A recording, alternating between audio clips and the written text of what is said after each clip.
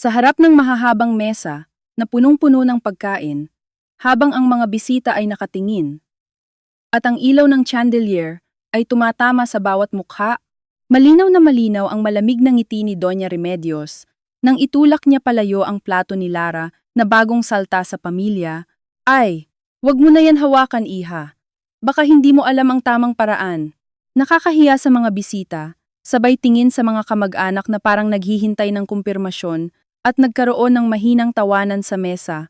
Ang iba'y pilit, ang iba'y tuwang-tuwa, habang si Lara ay nanlalamig ang kamay at pinipigilan ang panginginig ng labi, sapagkat alam niyang ito ang unang malaking pagtitipon mula nang ikasal sila ni Marco.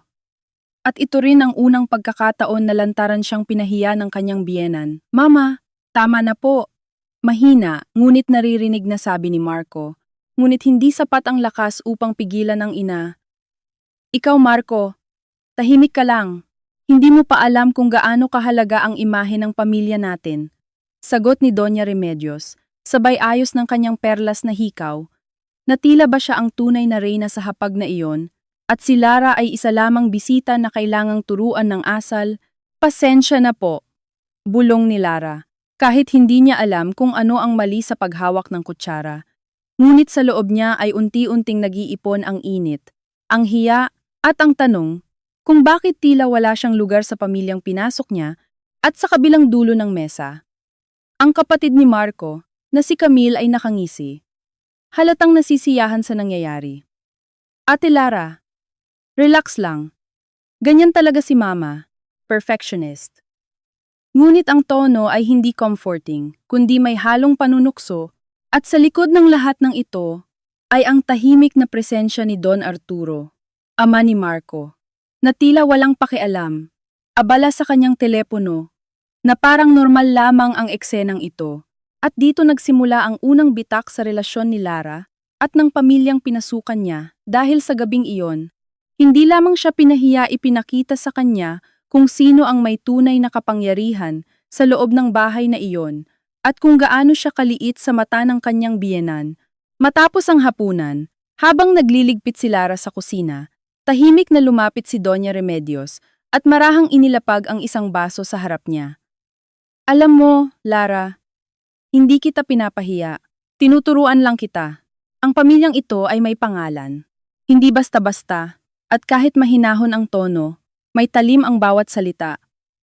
Opo, sagot ni Lara. Ngunit sa loob niya ay may bumubulong na hindi ito simpleng pagtuturo, kundi isang paraan ng paglalagay sa kanya sa tamang posisyon sa ibaba. At isa pa, dagdag ni Doña Remedios. Huwag mong isipin na dahil asawa ka ni Marco, pantay ka na sa amin. Kailangan mong patunayan ang sarili mo. At doon, sa kusina na amoy sabaw at mantika, naramdaman ni Lara ang bigat ng pamilyang kanyang pinasok. Isang pamilyang hindi lamang naghihintay ng respeto kundi humihingi ng pagsuko, kinagabihan. Sa loob ng kanilang silid, sinubukan ni Lara na kausapin si Marco. Bakit ganun si mama mo? Tanong niya habang nakaupo sa gilid ng kama. Hawak ang kanyang tuwalya. Ganun lang talaga siya, Lara. Huwag mo na lang dibdibin. Sagot ni Marco. Nakahiga. Nakatingin sa kisame. Hindi ko pwedeng hindi dibdibin, Marco. Pinahiya niya ako sa harap ng lahat. Pilit na kalmadong sagot ni Lara, ngunit halatang nanginginig ang boses. Hindi ka naman pinahiya. Tinuruan ka lang. Sagot ni Marco. At doon unang naramdaman ni Lara ang pagkatalo hindi lamang sa biyenan, kundi sa asawa na dapat kakampi niya. Lumipas ang mga araw, at tila naging normal na ang mga maliliit na komento ni Doña Remedios.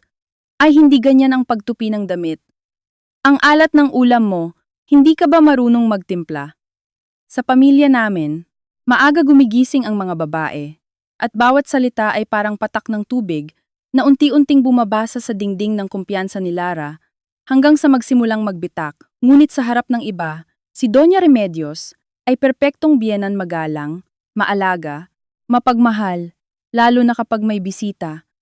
Ang swerte ko kay Lara, napakasipag, sasabihin niya habang nakangiti, at si Lara ay napipilitang ngumiti rin. Kahit alam niyang iba ang katotohanan, kapag sila na lang ang magkaharap, isang hapon, habang nag-aayos si Lara ng mga papeles sa sala, Narinig niya ang pag-uusap ni na Doña Remedios at Camille sa kabilang silid. Hindi ko talaga gusto ang babaeng yan para kay Marco. Mahina, ngunit malinaw na sabi ni Doña Remedios. Ma, kasal na sila. Sagot ni Camille. Kasal lang yan. Hindi ibig sabihin hindi na pwedeng magbago ang sitwasyon. At dito napahinto si Lara. Ang kanyang kamay ay nanginginig habang hawak ang folder. Dahil sa unang pagkakataon, narinig niya ang plano, hindi lamang siya sinusubok. Siya ay unti-unting tinatanggal, kinagabihan, sinubukan niyang muling kausapin si Marco. Marco, narinig ko si mama mo. Ayaw niya sa akin. Diretso niyang sabi. Lara, huwag kang paranoid. Sagot ni Marco. Halatang naiirita. Hindi ako paranoid. Narinig ko mismo. Pilit niyang ipinapaliwanag. Ano ngayon? Kahit hindi kanya gusto, ako ang nagpakasal sa'yo. Sagot ni Marco, ngunit walang init. Walang paninindigan. At doon napagtanto ni Lara na ang laban niya ay hindi lamang laban kay Doña Remedios, kundi laban sa isang sistemang matagal nang umiiral sa pamilyang iyon, kung saan ang ina ang may huling salita, at ang anak ay natutong sumunod. Isang linggo ang lumipas, at nagkaroon ng malaking pagtitipon muli sa bahay kaarawan ni Don Arturo, at tulad ng inaasahan, naroon ang buong angkan, ang mga tiyahin, pinsan, kaibigan, at mga taong tila may sariling opinyon tungkol sa buhay ni Lara. Ikaw ba yung bagong asawa ni Marco? Tanong ng isang tiyahin. Oo po, sagot ni Lara. Ay, sana magtagal ka. Sabay tawa. At muli, naramdaman ni Lara ang parehong hiya na naranasan niya noong unang hapunan, ngunit sa pagkakataong ito, may ibang bagay, isang maliit na apoy na nagsisimulang sumiklab. Habang abala ang lahat sa kainan, biglang tumayo si Doña Remedios at kumuha ng mikropono. Bago tayo magpatuloy, gusto kong magpasalamat sa pamilya at mga kaibigan na sumusuporta sa amin, panimula niya, at pagkatapos ay tumingin kay Lara. At syempre, sa bagong miyembro ng pamilya namin, si Lara, may palakpakan, ngunit may kakaibang tono. Sana matutunan niya ang mga tradisyon namin, dahil mahalaga iyon sa pagpapatuloy ng pangalan ng pamilya. At muli, ang mga mata ay napunta kay Lara, na ngayon ay hindi na lamang nahihiya na iipit, at doon, sa gitna ng mga ilaw at tingin ng lahat, naramdaman niya ang bigat ng inaasahan, ang pressure na maging sapat, at ang takot na hindi kailanman matatanggap. Ngunit sa pagkakataong ito, hindi siya yumuko, hindi siya ngumiti agad. Bagkus ay tumingin siya kay Doña Remedios, diretso, at sa unang pagkakataon, may bahid ng pagtutol sa kanyang mga mata. Isang tahimik na mensahe na nagsasabing hindi siya basta-basta susuko, at napansin iyon ni Doña Remedios. Ang kanyang ngiti ay nanatili, ngunit ang kanyang mga mata ay tumalim, na parang sinasabing nagsisimula pa lamang ang laban.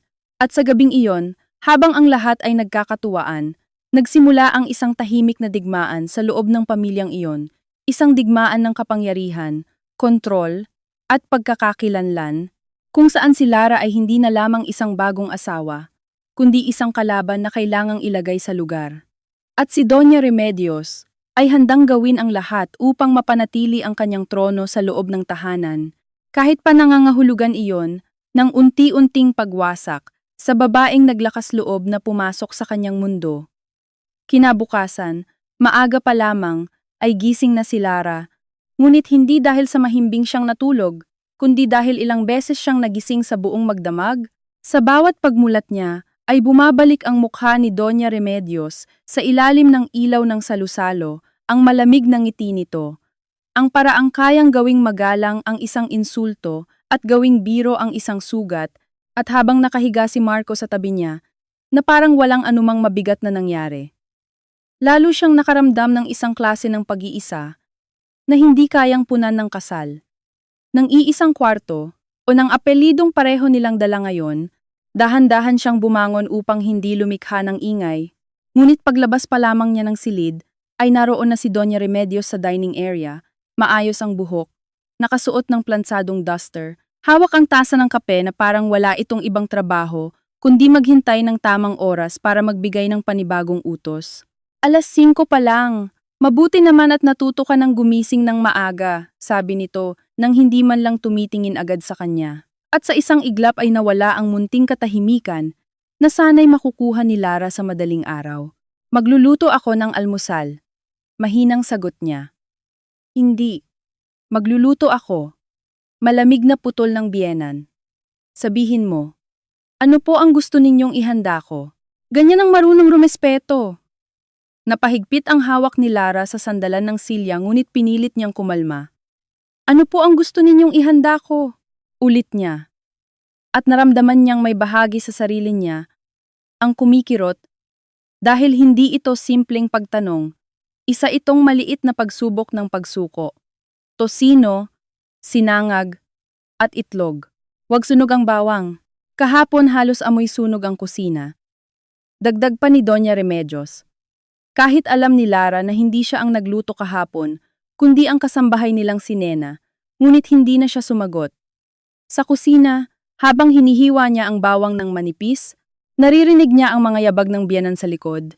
Hindi palapit, hindi umaalis, sapat lamang upang ipaalam na minamatyagan siya, at sa bawat tunog ng kutsilyo sa chopping board, ay parang may kasabay na pintig ng puso niyang unti-unting napapalitan ng matigas na galit. Hindi pa man sumisikat ng buo ang araw, ay pagod na siya, hindi dahil sa gawaing bahay, kundi dahil sa walang tigil na pangangailangang patunayan na karapat-dapat siyang manatili roon. Nang bumaba si Marco, bagong ligo, maaliwalas ang mukha, dumiretso ito sa mesa, at hinalikan ang ina sa noo. Good morning, Ma. Saka tumingin kay Lara na nasa kusina pa. Good morning! Mabilis niyang sabi, ngunit ang tugon ni Marco ay isang bahagyang tango lamang at hindi nakaligtas iyon sa mga mata ni Doña Remedios. Marco, tikman mo nga ang tosino. Baka masyadong matamis. Hindi pa sanay ang asawa mo sa panlasa ng pamilya natin. Sabi nito ng malakas, sapat para marinig ng lahat, at sinubukan ni Marco ang isang piraso, ngumata, uminom ng tubig, saka nagsabi, okay naman. Ngunit bago pa man makahinga si Lara ng maluwag ay sumingit agad ang biyenan. Okay lang. Hindi sapat ang okay sa bahay na ito. At natahimik si Marco. Ibinaba ang tinidor at muli na namang pinili ang katahimikan kaysa paninindigan. Matapos ang almusal ay dumating si Camille na nakasuot ng mamahaling activewear. May hawak na iced coffee. Tila ba wala itong ibang inaalala kundi ang sarili.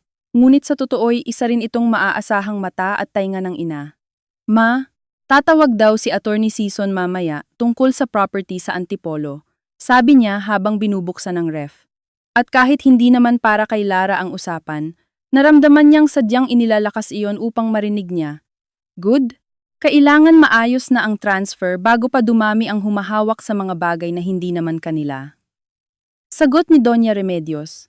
Sabay sulyap kay Lara, na noon ay nagliligpit ng plato, at doon niya unang naramdaman ang kakaibang bigat ng salitang property, transfer, hindi kanila, mga salitang lumulutang sa loob ng bahay ngunit malinaw ang puntirya. Nang makaalis sina Marco at Camille, nanatili sa bahay sina Lara at Doña Remedios, at iyon ang mga oras na pinakaayaw ni Lara dahil walang saksi, walang buffer, walang kahit sinong pwedeng magsabing baka mali lang ang naramdaman niya. Habang pinupunasan niya ang console table sa sala, ay lumapit ang biyenan at iniabot ang isang sobre. Ito ang listahan ng mga gastos sa bahay nitong nakaraang buwan. Simula ngayon, gusto kong malinaw sa'yo kung gaano kabigat ang pinapasok mo. Hindi pwedeng puro emosyon lang ang ambag ng babae sa pamilya. Tinanggap iyon ni Lara. At nakita niya ang mga detalyeng halos nakakahilo sa dami. At laki ng halaga. Mga bayarin sa kuryente. Maintenance fee ng subdivision, sweldo ng staff, groceries, fuel, pati bulaklak sa altar. Bakit niyo po sa akin pinapakita ito? Tanong niya. Para maintindihan mo na hindi sapat ang pagiging mabait. Ang babaeng pumapasok sa pamilyang may pangalan, may dinadalang kakayahan, diskarte, at pakinabang, diretso nitong sagot. At kahit simpleng usapan sa pera iyon, malinaw kay Lara na mas malalim ang ipinapahiwatig. Hindi ka namin kailangan, kaya mong mapalitan, hindi ka pa mahalagang bahagi. At nang umalis si Doña Remedios patungo sa lanay upang sagutin ang tawag, dahan-dahang naupo si Lara sa gilid ng sofa at muling tiningnan ang listahan, Ngunit hindi na numero ang nakikita niya kundi isang hierarchy. Isang bahay na hindi simpleng tahanan, kundi kaharian ng mga obligasyon at pabor. Kung saan ang pera, ari-arian, at apelyido ang tunay na wika ng pagmamahal, kinahapunan, nagpunta siya sa maliit na home office ni Marco upang ihatid ang charger nitong naiwan. At habang ilalapag na sana niya sa mesa, ay napansin niya ang isang bukas na drawer na may ilang papeles. Hindi siya likas na mausisa, ngunit may isang pamilyar na pangalan na agad sumalo sa tingin niya. Marco de la Cruz Santos. Beneficiary Amendment.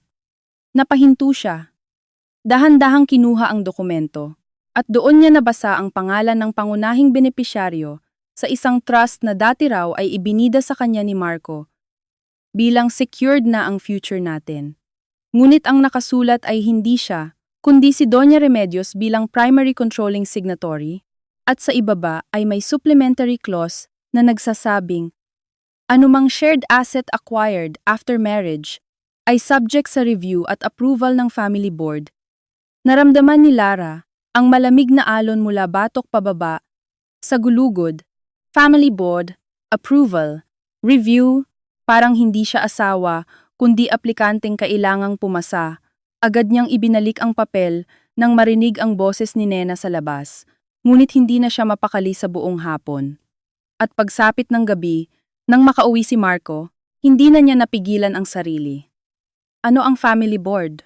Diretso niyang tanong habang nagsasara ito ng relo sa kanyang pulsuhan. Natigilan si Marco. Bahagya lamang. Ngunit sapat para makita iyon ni Lara. Saan mo narinig yan? Tanong nito. Sa mga papel mo, sagot niya. Bakit mo pinapakialaman ang gamit ko? Biglang tumigas ang boses ni Marco. At sa isang iglap ang tanong niya ay naging kasalanan niya. Hindi ko pinapakialaman. Nagdadala ako ng charger. Nakita ko lang, paliwanag ni Lara. At bakit hindi mo sinabi sa akin na may mga bagay palang kailangan pang aprubahan ng pamilya mo kahit pagkatapos nating ikasal? Humigpit ang panga ni Marco. Umupo sa gilid ng kama. At pinisil ang tulay ng ilong niya, na parang siya pa ang pinahihirapan. Standard lang yon. Proteksyon ng pamilya, sabi nito. Proteksyon laban kanino? Sa akin? Mas mabilis na ang tibok ng dibdib ni Lara. Huwag mong ipersonal. Sagot ni Marco. Paano ko hindi ipipersonal? Asawa mo ako. Halos pumutok ang boses niya. At sa labas mismo ng bahagyang nakasarang pinto, ay naramdaman niyang may aninong tumigil. Isang katahimikang masyadong buo para maging aksidente. Alam niyang may nakikinig. At hindi man niya makita, ay alam niyang si Doña Remedios iyon, naghihintay, sumusukat, kumukumpirma na unti-unti nang nabibiyak ang katahimikan ng mag-asawa. Hindi lahat kailangan mong malaman agad. Sabi ni Marco, kailan? Kapag wala na akong magagawa? Kapag lahat ng pinaghirapan natin nakapangalan pa rin sa nanay mo? Tanong ni Lara. At sa sandaling iyon, ay bumukas ang pinto ng bahagya. Hindi sapat para maging bastos. Sapat lamang para magmukhang concern. May problema ba? Tanong ni Doña Remedios. At kahit malinaw na nakikinig ito kanina pa, ang mukha nito'y larawan ng maamong pag-aalala. Wala po. Mabilis na sagot ni Marco. Ngunit sumingit si Lara, bago pa man niya mapigilan ang sarili. Meron po. Gusto ko lang maintindihan kung bakit parang lahat ng aspeto ng buhay naming mag-asawa ay kailangang dumaan sa inyo.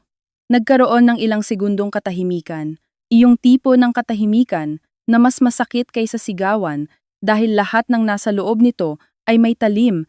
Dahan-dahang pumasok si Doña Remedios sa silid, pinagsalikop ang mga kamay sa harap.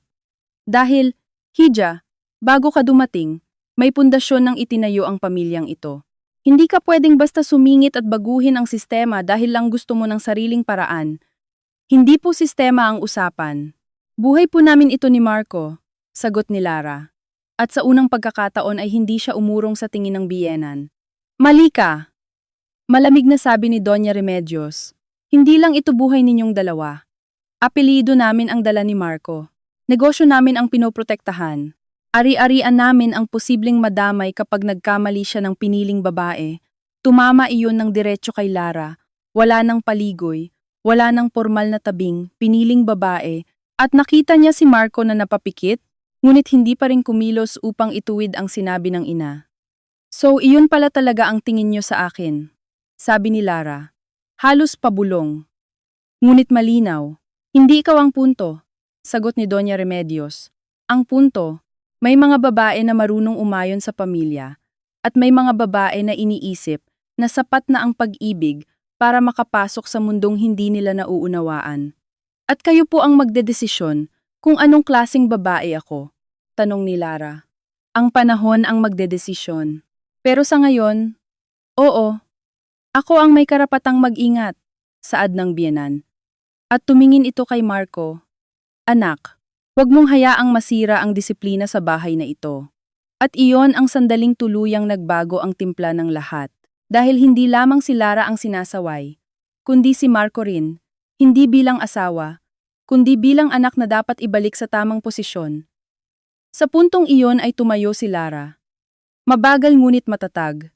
Kung disiplina po ang tawag ninyo sa panghihimasok, sa pagpapahiya, sa pagsukat sa halaga ko araw-araw, baka hindi ako ang problema sa bahay na ito. Sandaling namilog ang mga mata ni Marco, marahil dahil ngayon lang niya narinig ang asawa niyang magsalita ng ganoon. At si Doña Remedios naman ay hindi nagtaas ng boses, mas delikado. Ngumiti lamang ito ng napakaliit. Magaling! Marunong ka na palang sumagot. Tingnan natin kung hanggang saan ka dadalhin ng tapang na yan. At umalis ito ng silid na parang siya pa ang nanalo. Ngunit nang sumara ang pinto ay si Marco agad ang sumabog. Bakit mo kailangang kausapin si mama ng ganoon? Tanong nito. Puno ng pigil na galit. Ako pa talaga? Sagot ni Lara.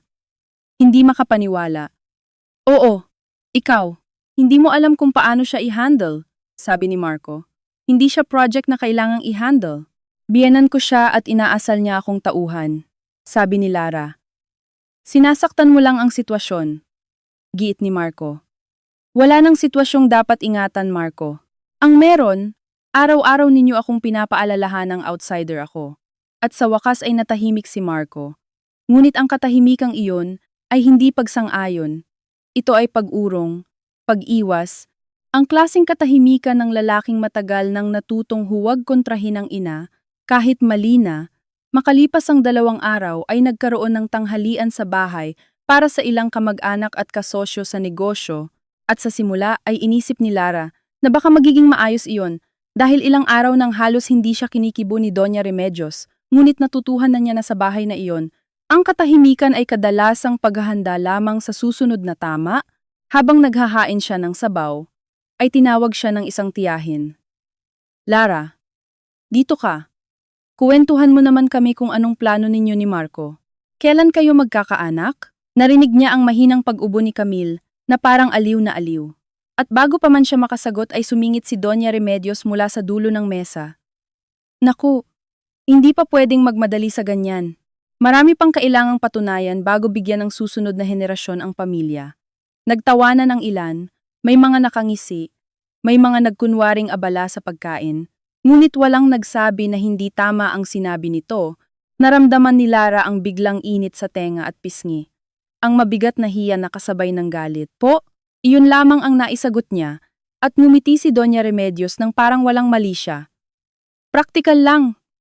Hija, ang pagpapalaki ng anak, hindi lang puso ang kailangan. Kailangan ng tamang asal, tamang ugat, tamang kakayahan. At sa ilalim ng mesa ay napahigpit ang mga daliri ni Lara sa tela ng kanyang damit. Alam niyang hindi lang pagiging ina ang kinukuwestiyon, kundi ang buong pagkatao niya, ang pinanggalingan niya, ang antas niya, ang pagiging sapat niya. Ma, tama na. Mahina na namang sabi ni Marco, ngunit huli na dahil tumingin na sa kanya ang buong mesa. Naghihintay kung lulunukin na naman niya ang kahihiyan o may mangyayari na sa wakas, at sa pagkakataong iyon, ay dahan-dahang ibinaba ni Lara ang sandok, tumuwid, at ngumiti. Hindi masaya, hindi magalang, kundi iyong ngiting ginagamit ng taong pagod ng matakot. Tama po kayo, sabi niya, at napatingin ang lahat, hindi lang puso ang kailangan sa pagpapalaki ng anak. Kailangan din po ng bahay na hindi ginagawang kulungan ang pamilya.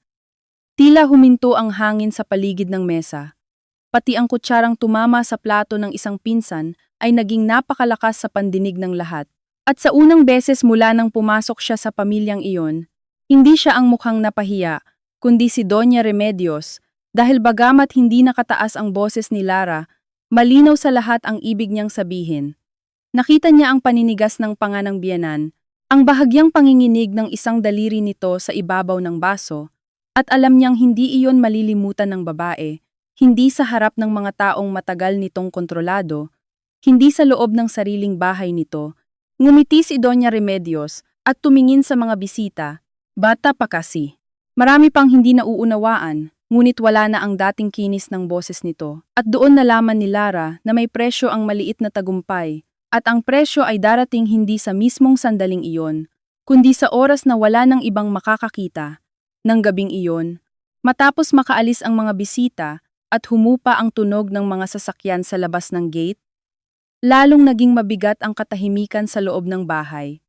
Iyong uri ng katahimikan na hindi pahinga kundi babala, at habang tinutulungan ni Lara si Nena sa pag-aayos ng mga naiwan sa mesa, ramdam niya ang bawat kilos ng mga tao sa paligid na para bang may inaabangang pagsabog. Hindi na siya pinapansin ni Camille. Si Don Arturo ay dumiretso sa kanyang silid, na waring gaya ng dati ay wala siyang gustong malaman. At si Marco naman ay tahimik na hawak ang telepono sa sala. Hindi lumalapit, hindi rin umaalis. Isang presensiyang mas nakakainis kaysa sa hayagang pagtutol dahil wala na naman itong pinapanigan. Iwan mo na yan, Nena na ang bahala. Malamig na sabi ni Doña Remedios mula sa may arko ng dining room. At kahit hindi sumisigaw, ay agad na patigil si Lara. Dahan-dahan niyang ibinaba ang plato sa tray at humarap sa biyenan. May sasabihin po ba kayo? Tanong niya. Nararamdaman ang manipis na pawis sa kanyang batok. Meron. Sagot nito. Sa library. Hindi iyon pakiusap. Hindi rin iyon imbitasyon. Isa iyong utos na kailangang sundin. At sa bawat hakbang ni Lara papunta sa library, pakiramdam niya ay papasok siya sa isang silid hukuman kung saan matagal nang may nakahandang hatol, mabigat ang amoy ng lumang kahoy at leather sa loob, naka-on ang dilaw na lampshade sa gilid, at naroon si Doña Remedios sa tabi ng mesa. Tuwid ang tayo. Hawak ang isang manipis na folder. Samantalang si Marco ay nakaupo sa isang armchair, ngunit hindi makatingin ng diretso sa kanya. Isara mo ang pinto, sabi ng biyenan. At nang mag-click ang brass knob sa likod niya, lalong sumikip ang hangin. Hindi ko ugali ang gawing marumi ang mga usapan ng pamilya sa harap ng ibang tao, panimula ni Doña Remedios. Pero dahil pinili mong bastusin ako sa harap ng mga bisita, kailangan mong maintindihan ang consequence. Hindi sumagot si Lara agad. Pinili niyang titigan lamang ang mukha nitong maayos, halos hindi gumagalaw. Ngunit ang mga mata ay matalas na matalas. Sinagot ko lang po ang ipinahiya ninyo sa akin. Sabi niya sa wakas, tahimik ngunit buo. At narinig niya ang malalim na buntong hininga ni Marco. Hindi para sa kanya kundi para sa gulong ayaw niyang salubungin. Ayan na naman! Mahinang sabi nito. Lara, hindi lahat kailangang palakihin. Napalingon siya rito. At saglit na nasaktan hindi dahil bago ang narinig niya, kundi dahil pareho pa rin.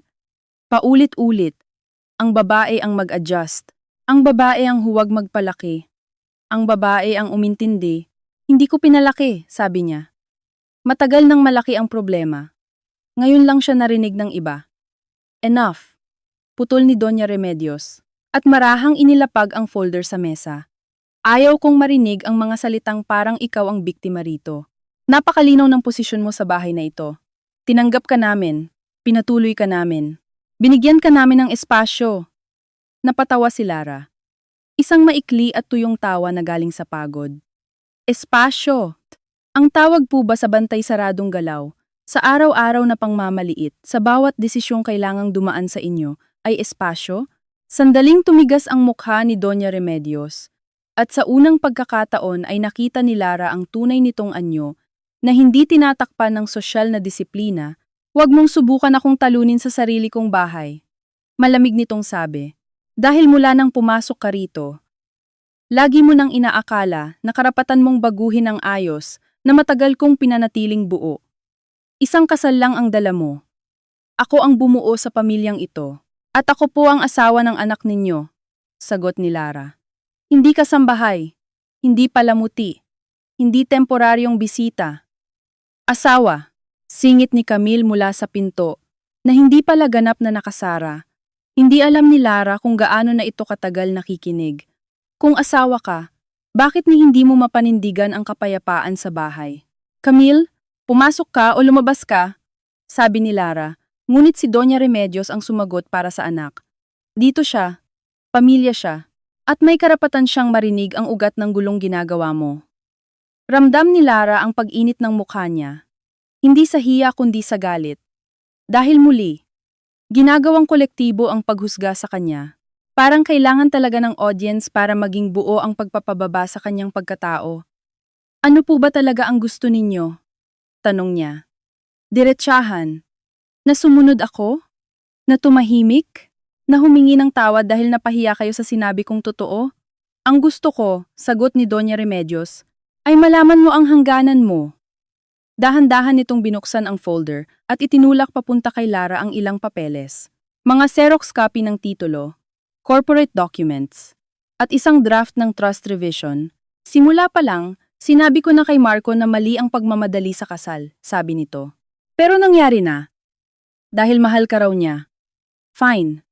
Tinanggap ko. Ngunit hindi ibig sabihin yon ay pababayaan kong masira ang mga bagay na ilang dekada naming pinaghirapan.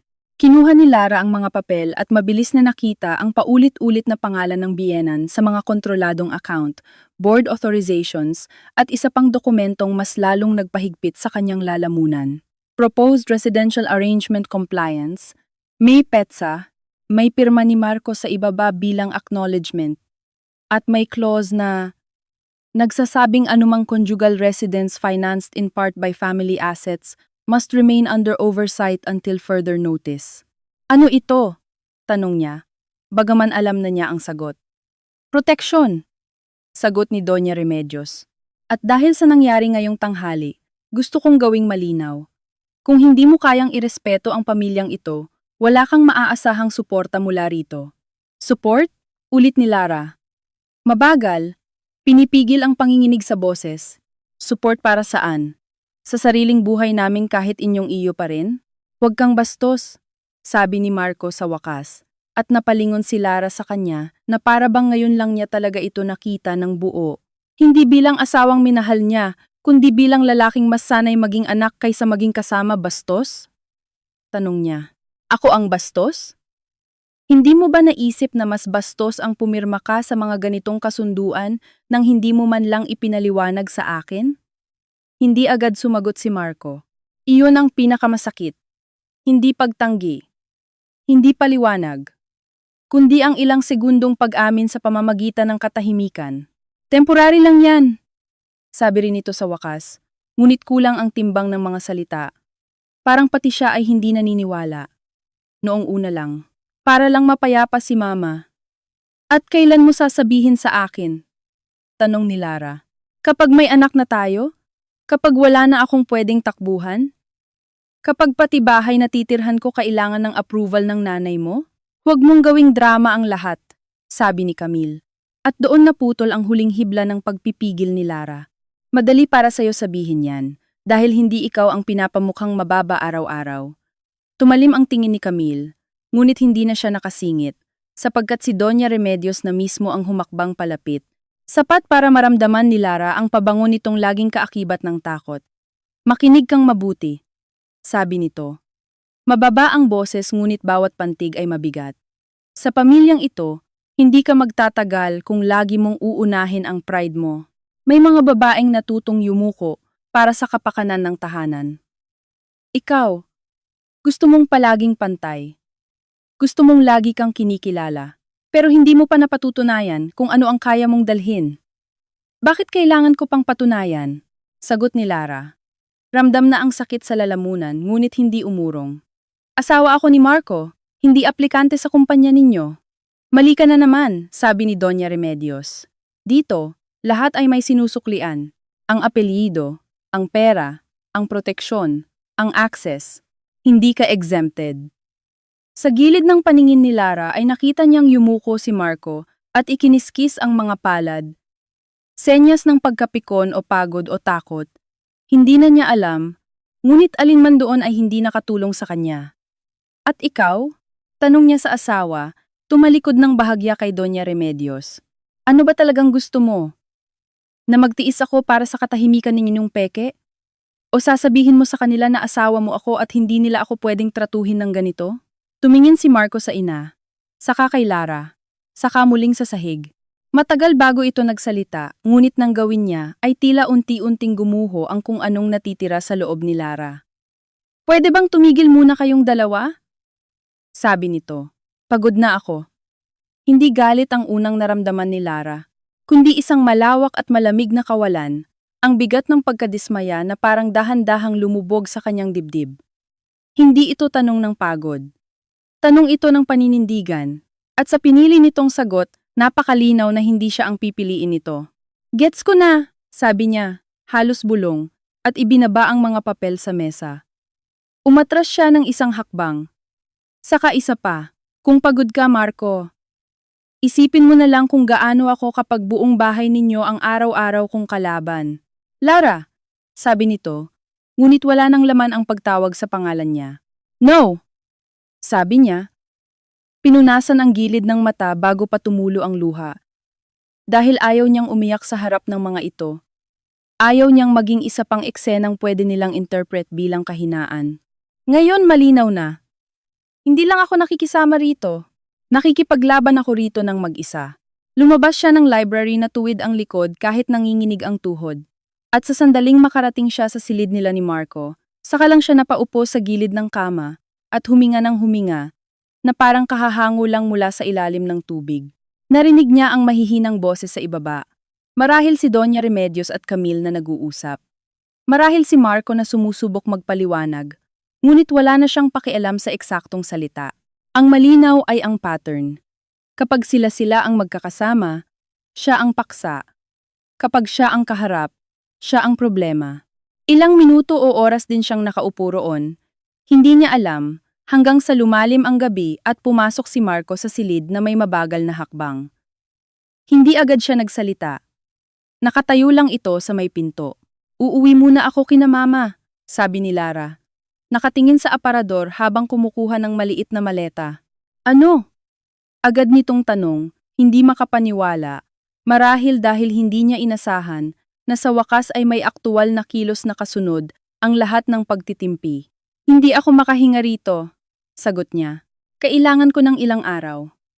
Lara, wag na nating gawing mas magulo pa, sabi ni Marco, ngunit hindi pa rin ito lumalapit. Mas magulo? Tumawa siya. Mababaw. Marco, alam mo kung ano ang mas magulo? Iyong ikinasal ako sa lalaking akala ko kakampi ko tapos sa bawat beses na kailangan ko siya, para siyang usok. Napapikit si Marco. Hindi ganoong kadali, sabi nito. Si Mama! Ayan na naman! Putol ni Lara. Humarap sa kanya. Laging may paliwanag na nagsisimula sa si Mama. Ako naman? Kailan magsisimula sa si Lara? Hindi ito nakasagot. Muli, at dahil wala na siyang lakas para sa panibagong katahimikan, itinuloy niya ang pag-iimpake. Ilang damit, ilang dokumento, ang wallet, charger, isang lumang framed photo nilang dalawa na saglit niyang hinawakan, at pagkatapos ay ibinalik sa drawer, dahil ayaw niyang dalhin ang alaala ng panahong, hindi na niya matiyak kung totoo ba o maingat lamang na pinanatiling maganda. Pagbaba niya bitbit ang maleta, naroon sa sala si Doña Remedios, tuwid pa rin, halos parang inaabangan ang eksaktong eksenang ito. Ano yan? Tanong nito. Pansamantalang aalis muna ako, sagot ni Lara. Para lumamig ang ulo. Kung aalis ka, huwag mong gawing drama sa staff, tugon ng biyenan. At tandaan mo, ang paglabas sa bahay na ito nang may tampo ay hindi eleganteng kilos. Hindi na po elegance ang hinahanap ko, sagot ni Lara. Kapayapaan na. Saglit na nagbago ang mata ni Doña Remedios, hindi lambot, kundi isang mabilis na pagtataya kung banta ba ito o pansamantalang pag-atras lamang. Ayan ang problema sa'yo, sabi nito. Masyado kang nagpapadala sa nararamdaman. At kayo po, sabi ni Lara. Masyado kayong kampante na lahat kayang kontrolin. Ilang segundo silang nagkatitigan, at sa unang pagkakataon ay walang nagsalita sa pagitan nila. Hindi sumingit si Camille. Hindi nagpanggap na walang alam si Don Arturo dahil wala ito roon. At si Marco, na nasa likod ni Lara, ay hindi rin nagsalita. Iyon marahil ang pinakamatinding tunog ng gabing iyon. Ang kawalan ng anumang salita mula sa lalaking dapat sanay humarang sa pintuan o humawak sa kamay niya o magsabi man lang ng uwi tayo sa sarili nating lugar, ngunit wala. Binuksan ni Nena ang gate para sa taxi na tinawag ni Lara sa app habang nasa taas pa siya, at nang sumakay siya ay hindi siya lumingon agad. Nang sa wakas ay napatingin siya sa bahay, ang nakita niya ay ang maliwanag na facade. Ang harding maayos, ang mga bintanang may ilaw, isang tahanang mula sa labas ay larawan ng tagumpay at dignidad. Ngunit sa loob ay puno ng mga patong-patong na pagsunod, takot, at mga lihim na kasunduang walang nagsasabi ng buo. Pagdating sa bahay ng kanyang ina sa Quezon City, madaling araw na, at binuksan siya ng kanyang inang si Fe na nakapambahay pa. Sabog ang buhok, bakas agad ang pag-aalala sa mukha. Anak? Iyon lang ang nasabi nito bago mapatingin sa maleta. At doon, sa simpleng tanong na walang paghuhusga, biglang nanghina si Lara. Hindi siya humagulgol. Hindi siya bumagsak. Mas masakit, dahan-dahan lamang siyang umupo sa lumang sofa, yumuko, at sinabi, "Ma, pagod na ako." Umupo sa tabi niya si Fe at hinaplos ang kanyang likod tulad ng ginagawa noon sa tuwing nilalagnat siya noong bata. At kahit ayaw niyang umiyak, ay tuluyan ding bumigay ang mga mata niya. "Pinag-away lang ba kayo?" Maingat na tanong ng ina. "Hindi lang," sagot ni Lara sa pagitan ng pigil na hikbi.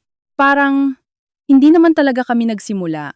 Parang pumasok ako sa buhay niyang kumpleto na ang may-ari." Mahigpit siyang niyakap ni Fe, at hindi ito nagbigay agad ng payo, bagay na higit niyang ipinagpasalamat, dahil sa sandaling iyon, ay hindi siya naghahanap ng solusyon, kundi ng lugar kung saan hindi kailangang ipaliwanag ang sakit para paniwalaan. Pagsikat ng araw, habang dumadaan ang mahinang ingay ng tricycle at taho sa labas, nakahiga si Lara sa dati niyang kama sa lumang bahay at hindi pa rin makatulog. Paulit-ulit sa isip niya ang mga papel sa folder. Ang bawat tingin ni Doña Remedios. Ang bawat hindi pagsagot ni Marco. May bahagi sa kanyang gusto pang umasa na baka tatawag ito at sasabihing mali ang lahat.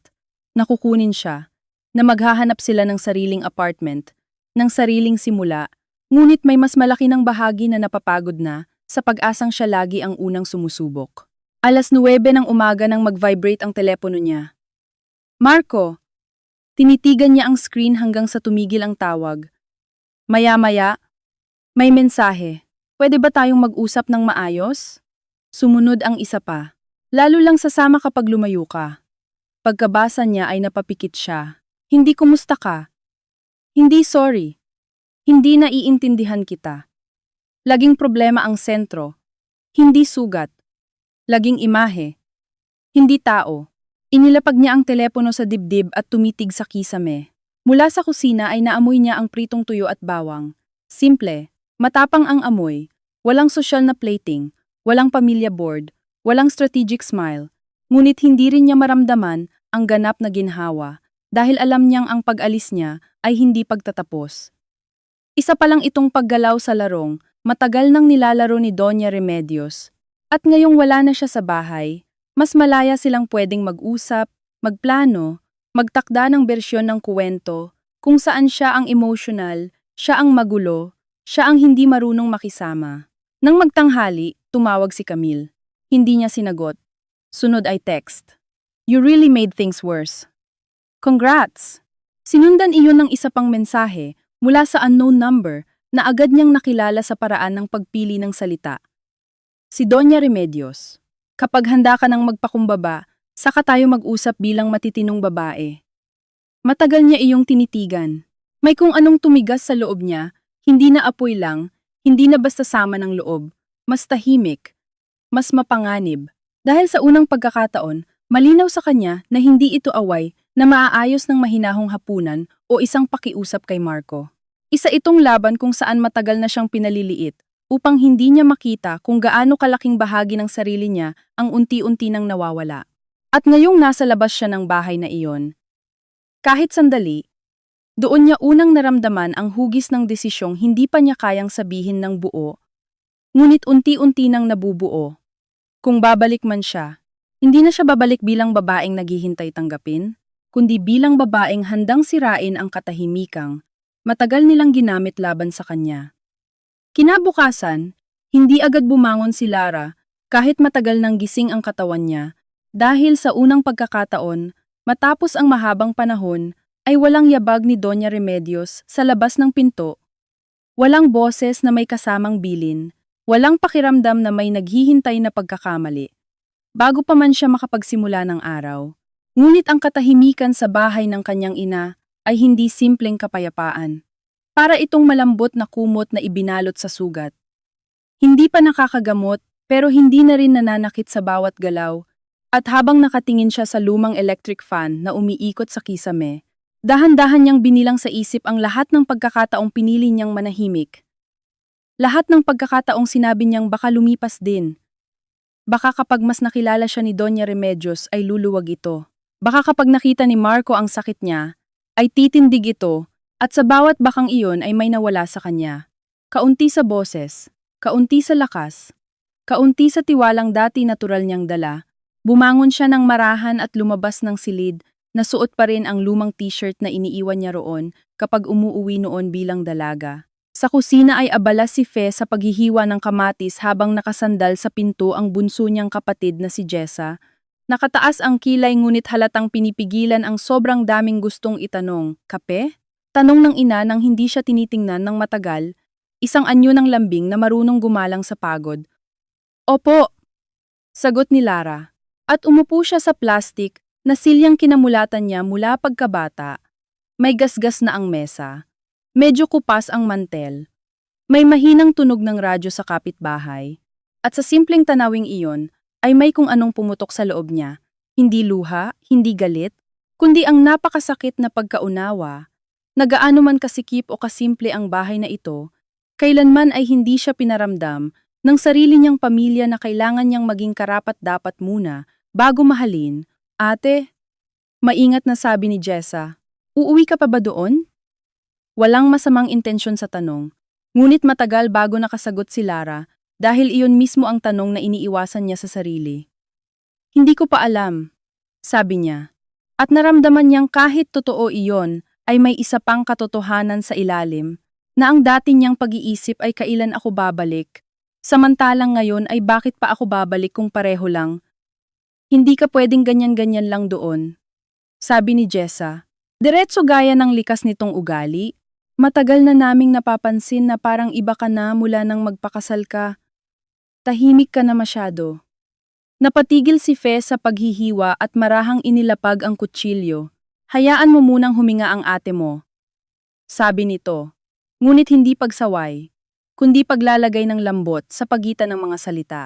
Hindi po ma, sagot ni Lara. Pinisil ang mainit na tasa. Tama si Jessa. Tahimik nga ako masyado. Hindi na nila pinilit pa ang usapan, ngunit ang katahimikang iyon ay hindi na mabigat. Para itong bakanting espasyong iniaalok sa kanya para makapagsalita kapag handa na siya, at sa buong umaga ay pabugso-bugso ang mensahe ni Marco. Una ay maingat, please answer, kasunod ang bahagyang may inis. Hindi ito maayos sa pag-iwas, pagkatapos ay tila nagiging praktikal. Mama is asking what your plan is. At sa huling linyang iyon ay napakagat si Lara sa loob ng pisngi dahil kahit wala siya sa bahay na iyon, ang boses pa rin ng ina ang unang lumilitaw sa pagitan nilang mag-asawa. Walang miss kita, walang naiintindihan ko, laging may mama, laging may plan, na para bang isang issue management problem, ang pag-alis niya, at hindi resulta ng buwan-buwan na pagkapudpod ng loob. Bandang tanghali ay tumawag si Attorney Sison, ang family lawyer na minsan na niyang nakilala sa isang dinner, at noong panahong iyon ay inisip niyang simpleng bahagi lamang ng malalaking pamilyang may negosyo ang presensya ng ganitong mga tao sa paligid. Ngunit ngayong lumilitaw ang pangalan nito sa telepono niya, nakaramdam siya ng malamig na kutob, ilang segundong pinag-isipan niya kung sasagutin, ngunit nanaig ang pakiramdam na baka kailangan na niyang harapin ang lahat, ng diretsyo. Hello, sabi niya. Lara, good afternoon. Magalang na boses ng abogado sa kabilang linya. Pasensya na, at ako ang tumatawag. Nais lang sanang iparating ni Mrs. Santos na kung may concerns ka sa residential arrangement at sa documented family protections, pwede nating ayusin ng mahinahon sa opisina. Napakagat si Lara sa labi. Documented family protections. Ulit niya, pinipigilan ang pait sa boses. Ganun po ba ang tawag ninyo? Nagkaroon ng maikling katahimikan. I am not here to argue terminology, sagot ng abogado. Maingat at bihasa. I'm calling to prevent misunderstanding. Wala pong misunderstanding, sabi ni Lara. Tumayo mula sa mesa at lumapit sa bintana. Ang malinaw sa akin, may mga papel na pinirmahan ng asawa ko nang hindi ipinaliwanag sa akin, at ngayon gusto ninyo akong kausapin ng mahinahon para tanggapin ko na normal lang iyon. Hindi sumagot agad ang abogado. I would suggest, sabi nito sa huli, nabasahin mo ang mga dokumento ng buo bago ka magdesisyon. Kailangan ko rin po bang basahin ang buong pagtrato sa akin bago ko matawag na mali? Tanong ni Lara. Doon tuluyang naging formal ang boses ng abogado. You are upset. We can schedule when you are ready. Tinapos niya ang tawag ng maayos, ngunit nanginginig ang kamay niya habang ibinababa ang telepono. Mula sa hapag ay nakatingin si Fe sa kanya, tahimik, naghihintay, at umupo si Lara ng mabagal. Lawyer na ang tumatawag ma, sabi niya. Hindi ko alam kung matatawa ako o matatakot. Anak, mahina ngunit matatag na sagot ng ina. Kapag umabot na sa ganyan, hindi na simpleng tampuhan ang turing nila sa'yo. Inaayos ka na nila sa paraang pabor sa kanila. Tumimo iyon sa kanya, hindi dahil bago, kundi dahil may ibang tao nang nagsabi, nang malinaw sa hinala niyang kanina pa lumalalim. Nang hapon ding iyon ay may dumating na kotse sa tapat ng bahay. Mula sa bintana ay nakita niya si Marco na bumababa. Nakasuot ng long sleeves na nakatiklop ang manggas. Parang galing sa opisina ngunit hindi inayos ang gusot sa noo at sa pagitan ng mga kilay. Umigting ang buong katawan ni Lara. Hindi siya handa, ngunit alam niyang wala nang saysay ang pagtatago sa pag-uusap na matagal nang dapat nangyari. Nandito si Marco, sabi ni Jessa mula sa sala. Halatang ayaw nitong maging neutral ngunit pinipilit alang-alang sa ate. Lumabas si Lara at nadatnan ang asawa sa may pintuan. Hawak-hawak ang susi ng kotse na paulit-ulit iniikot sa daliri, isang lumang ugaling ginagawa nito tuwing hindi alam kung paano sisimulan ang seryosong usapan. Pwede ba tayong mag-usap? Tanong nito. Nandito ka na, sagot ni Lara. Mukhang wala na ring ibang dahilan. Naupo sila sa sala. Hindi maluho ang bahay ngunit maayos. May mga crochet cover ang mga sandalan, may lumang family picture sa dingding, at habang palipat-lipat ang tingin ni Marco sa paligid, ay parang ngayon lang nito tunay na nakikita kung saan galing ang asawa, hindi bilang cute na kwento ng pagiging simple, kundi bilang isang mundong may ibang uri ng dignidad. Hindi ko gustong umabot sa ganito, sabi nito. Ako rin, sagot ni Lara. Pero mas lalong hindi ko gustong mabuhay, na parang kailangan ko munang humingi ng permit para igalang. Huminga ng malalim si Marco, at sumandal. Alam kong may mali, sabi nito. At agad may kung anong sumakit sa dibdib ni Lara dahil sobrang baba ng pamantayan ng pangungusap na iyon kumpara sa laki ng mga nangyari. May mali, ulit niya. Yun lang, wag mo sanang gawing imposible ang usapan, sabi ni Marco.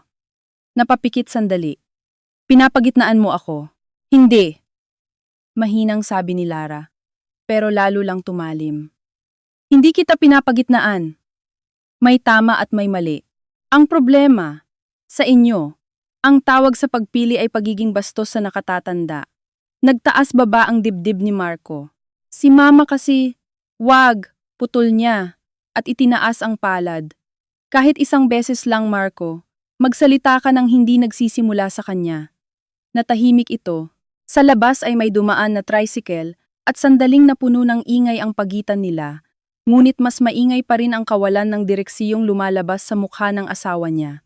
Hindi ko alam kung paano aayusin lahat, sabi nito sa wakas. At totoo marahil, ngunit kulang pa rin. Hindi mo kailangan ayusin lahat, sagot ni Lara. Kailangan mo lang magsabi ng malinaw kung ano ako sa buhay mo. Asawa ba o extension ng problemang ayaw mong harapin sa bahay? Tumingin sa kanya si Marco, sa wakas diretso, at may bakas ng pagod, pagkalito, at takot. Asawa kita. Kung ganon, sabi ni Lara. Bakit sa tuwing pinapahiya ako ng nanay mo, tahimik ka? Bakit may mga dokumentong may kinalaman sa buhay natin na hindi mo ipinaliwanag? Bakit pati pag-alis ko dito, siya pa rin ang laman ng mensahe mo? Bumuka ang bibig ni Marco, ngunit muling sumara. Pinagdikit nito ang mga daliri, na para bang hinahanap sa sariling palad ang tamang sagot. Lumaki akong ganun, sabi nito, na si mama ang humahawak sa lahat. Na kapag kinontra mo siya, lumalala lang. Akala ko kung mapapalampas natin, hihina rin. At habang hinihintay mong humina, ako ang lumiliit, sagot ni Lara. Hindi siya sumigaw. Hindi niya kinailangan. Ang bigat ng mga salitang iyon ay sapat na. Pumasok si Fe, dala ang 2 basong tubig, at tahimik na inilapag sa mesa. Hindi ito naupo, ngunit bago bumalik sa kusina ay tumingin ito kay Marco at nagsabing, Anak, hindi lahat ng tahimik ay matiisin. Minsan pagod lang. Pagkaalis ng ina niya ay lalo pang nabasag ang loob ni Lara dahil sa simpleng pagtatanggol na iyon. Samantalang sa bahay na pinasukan niya, ang bawat pagtatanggol ay may katumbas na sermon, dito isang pangungusap lang at buo na siyang nakita. Ano ang gusto mong mangyari? Tanong ni Marco. Sandali siyang napatahimik dahil maraming sagot ang gusto niyang ibato. Gusto niyang sabihin na, sana noon pa siya pinili. Gusto niyang sabihin na gusto niyang sumigaw sa mukha ni Doña Remedios. Gusto niyang sabihin na gusto niyang mabawi ang sarili niyang hindi na niya namalayang na ipamigay. Ngunit nang magsalita siya, malinaw at malamig ang boses niya. Gusto kong humiwalay tayo ng bahay. Napakurap si Marco. Ano? Sariling bahay. Hindi property ng pamilya niyo. Hindi under supervision. Hindi temporary. Hindi habang nagpapayapa si Mama. Sarili. Agad niyang nakita ang pag-igting sa panga ng asawa. Hindi dahil imposible ang hinihingi, kundi dahil alam nitong iyon ang isang bagay na tiyak na hindi papayagan ng ina. Hindi ganun kadali, sabi na naman nito. At halos mapatawa si Lara sa sobrang pamilyar ng pariralang iyon. Wala naman palang madali sa'yo maliban sa manahimik, sagot niya. Pati ito? May negosyo, may obligasyon, may nanay, dugtong ni Lara. Sabihin mo na. Tumayo si Marco at naglakad patungo sa bintana. Tila ba ang maliit na sala ay biglang sumikip para sa katotohanang ayaw niyang harapin. Kapag ginawa ko yan, magkakagulo. Gulo? Para kanino? Tanong ni Lara. Para sa kanila? O para sa'yo dahil sa wakas kailangan mo nang maging hiwalay sa impluwensya niya? Napakuyom ang kamao ni Marco. Hindi mo naiintindihan ang bigat. At ikaw hindi mo naiintindihan ang bigat ng pakiramdam na araw-araw kang inuusog sa buhay na dapat para sa inyo, sagot niya. Hindi na kita mahihintay habang nag-iipon ka ng lakas ng loob. Mahabang katahimikan. Ang orasan sa dingding ay tila mas malakas ang tik-tak. Sa kusina ay mahinang kalansing ng kubyertos. Sa labas ay may batang tumatawa. Lahat ng ordinaryong tunog ng isang hapon ay naging masyadong malinaw dahil sa pagitan nila ay may desisyong unti-unting humuhugis. Bigyan mo ako ng oras, sabi ni Marco. Doon siya napapikit. Ang parehong paghingi. Oras. Palugit. Titimpi muna. Ilang buwan pa? Tanong niya. Ilang public humiliation pa? Ilang pirma pa sa mga papel na hindi ko alam? Ilang beses mo pa akong papakiusapang umintindi? Hindi naman sa ganun. Sa ganun na nga, sabi niya. At alam mo kung ano ang pinakamasakit. Hindi ko na sigurado kung mahal mo ba ako sa paraang sapat para labanan ang kinatatakutan mo. Tinamaan ito. Kita sa mukha. Ngunit kahit nasaktan, wala pa ring dumating na matibay na sagot. Sa halip ay umupo ito ulit at yumuko. 2 kamay sa mukha. Pagod na ako, sabi nito. Lahat gusto may pumanig ako. Dahil may dapat kang panigan. Sagot ni Lara.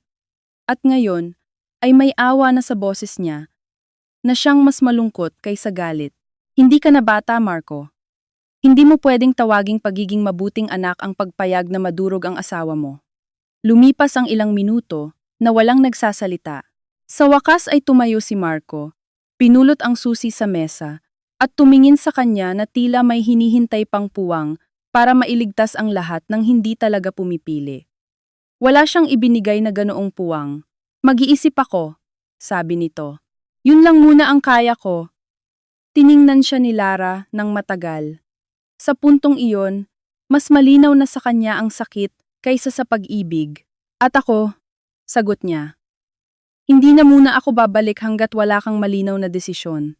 Tumango si Marco, ngunit ang pagtango ay parang kilos lamang ng taong wala nang masabi. At nang tuluyan itong lumabas ng bahay, hindi siya sumunod sa pinto. Hindi siya tumawag pabalik. Hindi siya naghintay ng huling lingon. Pagkaalis nito ay napaupo siya sa kinatatayuan niya at si Fe ay muling lumapit, tahimik, may dalang bimpo na parang alam na nitong sa puntong ito hindi payo kundi presensya ang kailangan. Ma, sabi ni Lara, nakatitig sa walang punto sa sahig. Ang sakit palang maramdaman na hindi ka kayang piliin ng taong pinili mo. Hinaplos ni Fe ang buhok niya. Mas masakit, sabi nito. Kapag pinili mong manatili kahit malinaw nang hindi ka ipinaglalaban. Kinagabihan ay hindi na muling nag-message si Marco. Ngunit si Doña Remedios ay nagpadala ng maikling mensahe na mas malamig pa sa mga nauna. Ang pag-aasawa ay hindi laro ng kondisyon. Kung babalik ka, bumalik ka ng marunong sa lugar. Matagal iyong hawak ni Lara, sa kanya dahan-dahang ni screenshot at isinave sa hiwalay na folder ng telepono kasama ng iba pang mensahe, mga larawan ng dokumento at mga detalyeng dati iniiwasan niyang buuin dahil ayaw niyang amining may pattern, may intensyon, may sistematikong paraan ng pagkontrol. Ngayon, hindi na siya umiiwas. Hindi pa man ganap na malinaw ang susunod na hakbang, may nagbago na sa loob niya. Hindi na siya babalik ng armado lamang ng pag-asa at pagpapakumbaba. Sa kanyang maliit na lamesa sa lumang kwarto, habang ang ilaw ng desk lamp ay sumasalo sa mga papel na isa-isang isinulat niya mula sa alaala mga petsa, pangyayari, mga salitang sinabi, mga dokumentong nakita nararamdaman niyang bawat linyang inilalagay niya ay hindi lang paghahanda laban sa pamilyang gustong paliitin siya, kundi pagbawi rin sa sariling tinig na matagal niyang ipinagpalit sa katahimikan. At sa ibaba ng huling pahina, matapos ang mahabang sandali ng pag-iisip, isinulat niya ang isang pangungusap na hindi pa niya ipinapakita kanino man ngunit siya mismo ang unang beses na naniwala. Hindi na ako papasok sa bahay na iyon bilang nagmamakaawang tanggapin. Papasok ako bilang taong hindi na papayag burahin. Kinabukasan, mas maaga pa sa karaniwang oras ng gising niya, ay nakaupo na si Lara. Sa harap ng maliit na mesa, nakatali ang buhok, nakapatong ang mga siko sa kahoy na may bakas ng mga lumang gasgas. At sa unang pagkakataon ay hindi siya sumusulat para huminga lamang kundi para maglinaw, para maglatag ng totoo sa harap ng sariling isip na matagal niyang pinayapang magduda sa sarili. Isa-isa niyang binasa ang mga notes na ginawa niya noong gabi. Ang petsa ng unang malaking hapunan, ang eksaktong linyang sinabi ni Doña Remedios tungkol sa paghawak ng plato, ang usapan tungkol sa Trust at Family Board, ang mensaheng kapag handa ka nang magpakumbaba.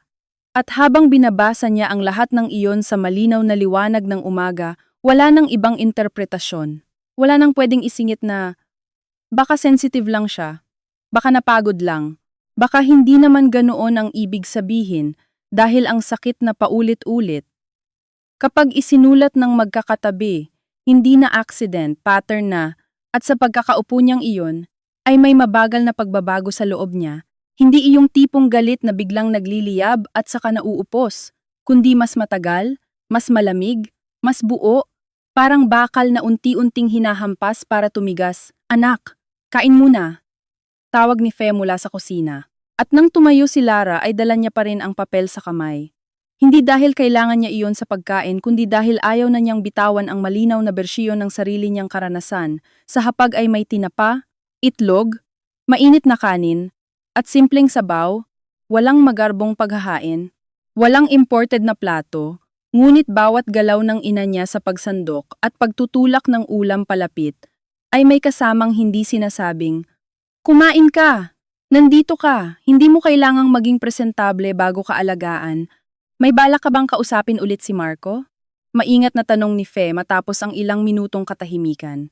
At bagaman tahimik ang tono nito, malinaw ang bigat ng tanong dahil alam nilang lahat na ang susunod na pakikipag-usap ay hindi na basta asawa lang na nagkatampuhan. Oo, sagot ni Lara. Nagsalin ng kape sa tasa, pero hindi para magmakaawa. Kailangan malinaw na.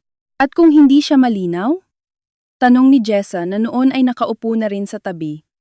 Nakakunot ang noo, na para bang siya mismo ay nasasaktan sa bawat sagot na posibleng ibigay ng mundo sa atin niya.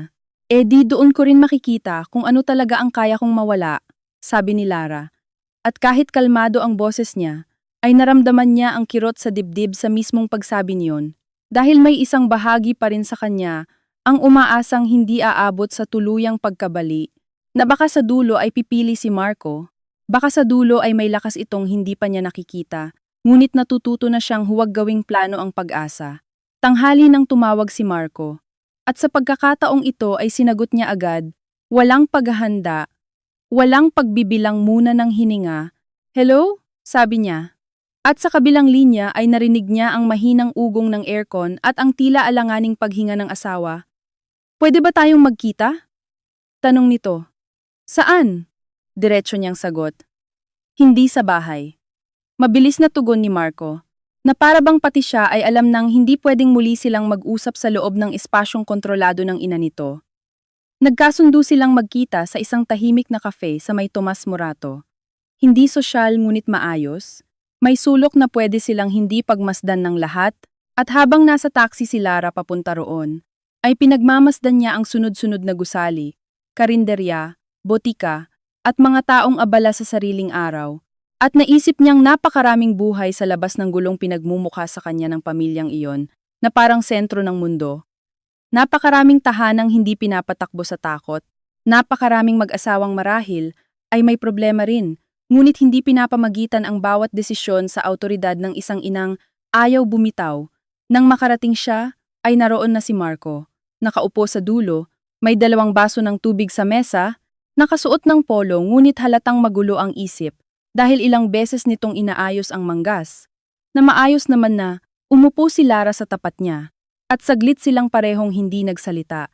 Pinakinggan lamang ang mahinang tunog ng mga tasa sa paligid, at ang layo ng usapan ng ibang tao na walang kinalaman sa kanila.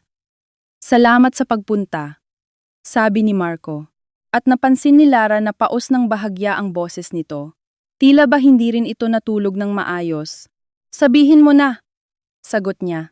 Hindi malamig, ngunit hindi rin nagbibigay ng lambot na pwede nitong sandalan para umiwas muli sa totoo. Nag-usap kami ni Mama kagabi. Panimula nito, at sa unang parira lang iyon pa lamang, ay muntik nang magsara ang mukha ni Lara, kaya agad itong nagdagdag. Makinig ka muna, please.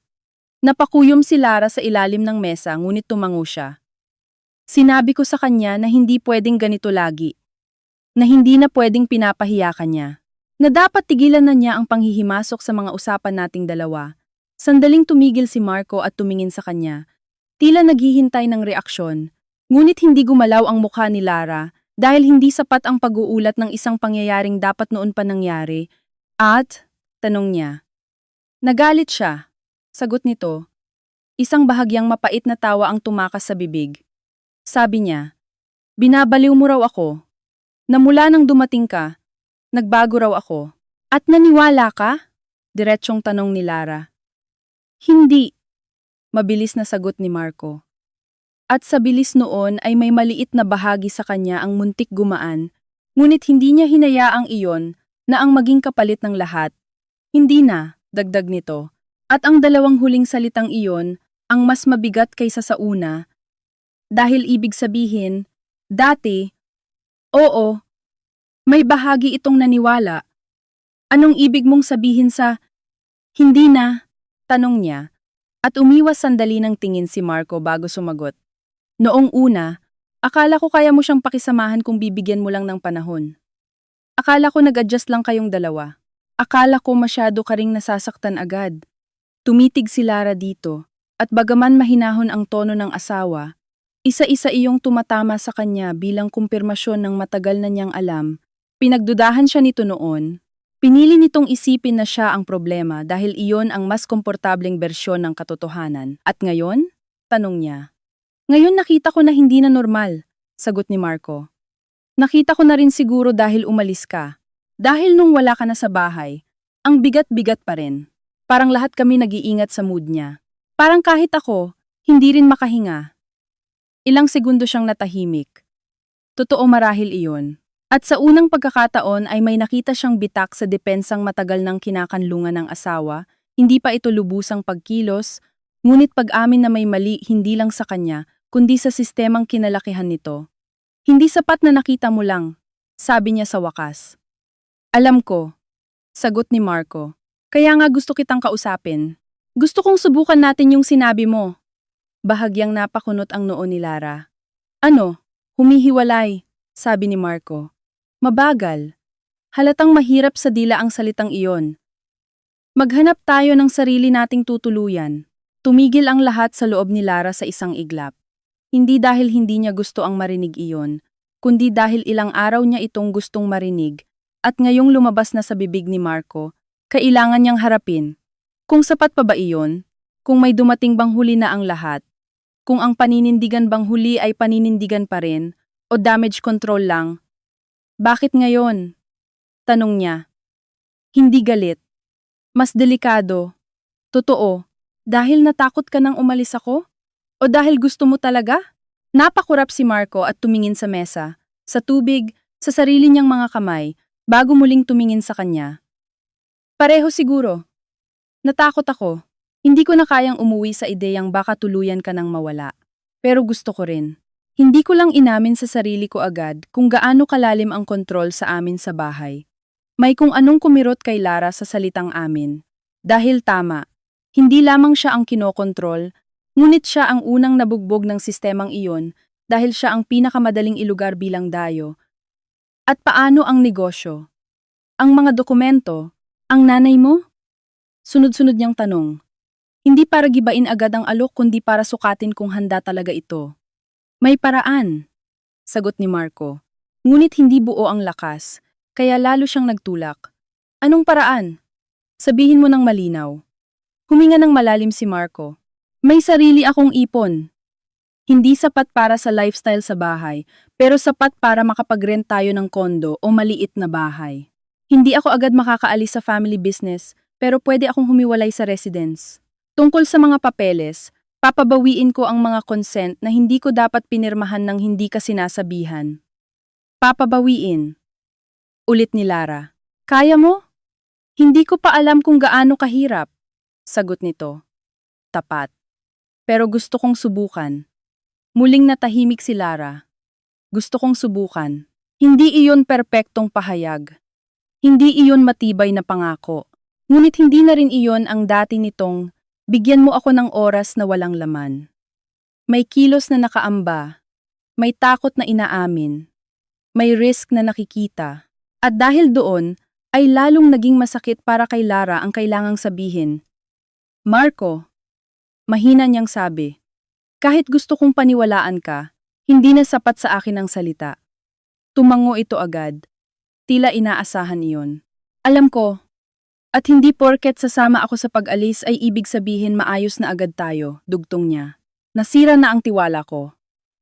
Hindi lang dahil sa nanay mo. Dahil sa'yo, napapikit si Marco.